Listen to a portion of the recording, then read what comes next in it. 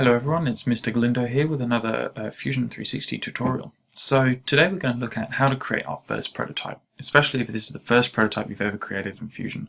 What's the process I would go through just to get started?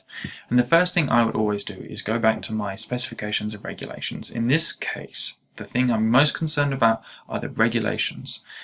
If I bring across our technical regulations, and we're using the 2017 and 2018 regulations, you can see that we've got loads of them. I mean, this is a 34-page document. It's not the most interesting read, but it is very critical because if you notice there's these big exclamation marks, they stand for critical rules, or critical regs as we like to say. If you break one of those, you may not be able to race, or even I may not let you manufacture your vehicle. So it's quite critical that, obviously, excuse me the pun, that you make sure you're complying to these rules.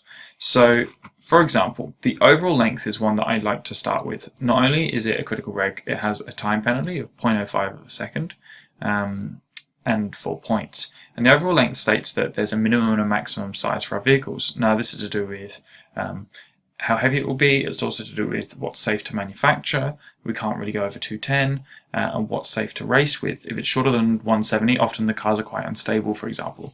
So we've got a minimum of 170 millimeters and a maximum of 210. I'm going to go back into my Fusion document, and because this is a new one, I'm going to create a new component, close my data panel, and I'm going to label this one regulations. Excuse the clicky keyboard I've got. Going to make sure it's active, so it will immediately be active and usable. I'm going to go create sketch.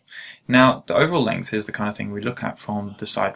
So I'm going to create a sketch from the side, and if you see that the right plane is looking at me here, I'm going to select the plane that aligns to that. And now I'm going to create two lines about the right distance, so that's about 210, isn't it? Both of them are going to be vertical. I'm going to create another line. This one's about 170. They don't need to be a specific size, I just need them to be in a specific location. I'm going to insert two sketch dimensions between my origin and those lines because that's where our dimensions start from, the origin. Bearing in mind that all of you should have cars that all leave their canisters on the origin, and you can't add anything behind that because of the fact that there's no material behind it. So you've got to, 210 and 170 from the origin is safe to assume that's the end point of your vehicle. And there you go, you've got these two lines. And these two lines I will just use if I visualize the origin from the main product. It's easy to see where the back of my vehicle will be and where the front of my vehicle will be. And so if I were to do any sketches, I'd make sure that I'd not put anything further or shorter than those lines. The next super important regulation that I think everyone should include in their thinking when they're starting this is the cargo. Now, if I scroll down and find the virtual cargo here, you've got some details about what it is. Basically, it's the idea that with any vehicle you have a certain amount of shapes that you need to make sure are able to be included. Think of a regular road vehicle. The shapes there need to be able to look after people, so we need that kind of like cabin capacity. And then also you've got your engine bay and your engine capacity.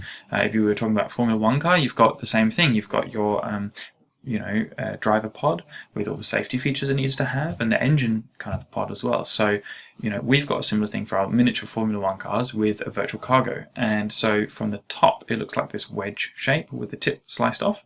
From the front, it would look like that little square, which is the tip, and then it widens out to that back rectangle. From the side, it looks like just that rectangle there. So we're going to recreate this again. Now, I like to create this specifically in a new component because then it means I can move it around in my design while keeping it aligned to the center so that it's in line.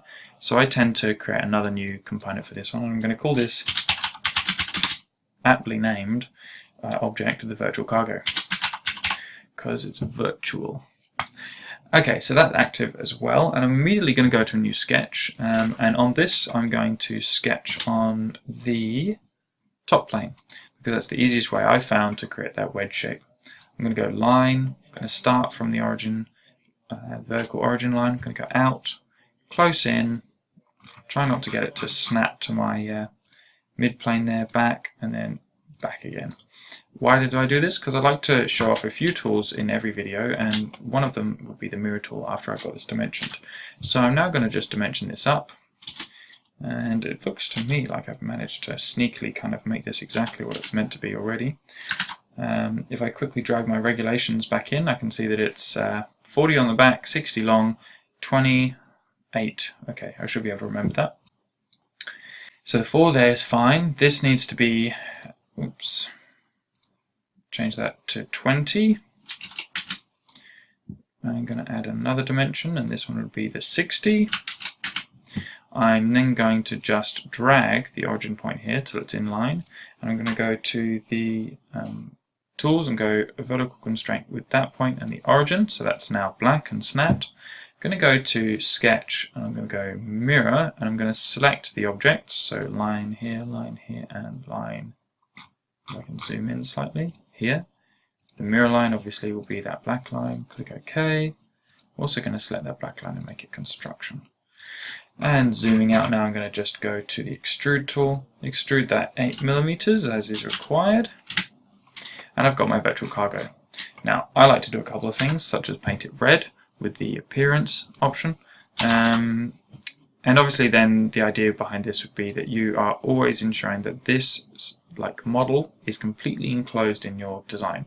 So going back to my main design now, and I'm activating that component, I've got everything visualized. I've got those front long sketches, got my origin, got my virtual cargo that I can slide around but always stays kind of stabilized to the middle, which is important. That may need a constraint, and you want to make sure that that's enclosed inside your object. And then finally, if I was actually to go and start making my prototype now, I'd obviously create a new component. I'd label this maybe prototype 1, activate it. Its parent object is the main file here that I haven't labeled and saved as a name yet, and I'd start designing from there. And that's how I go about creating my first prototype, inputting a couple of regulations to make it easier to keep them in mind, and so on and so forth.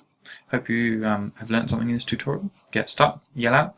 If you'd like to comment on the video and ask for more particular focuses, such as the wheelbase or how to calculate whether or not you've got enough clean air around your front and rear wings, just drop me the line. Alright, thanks for watching.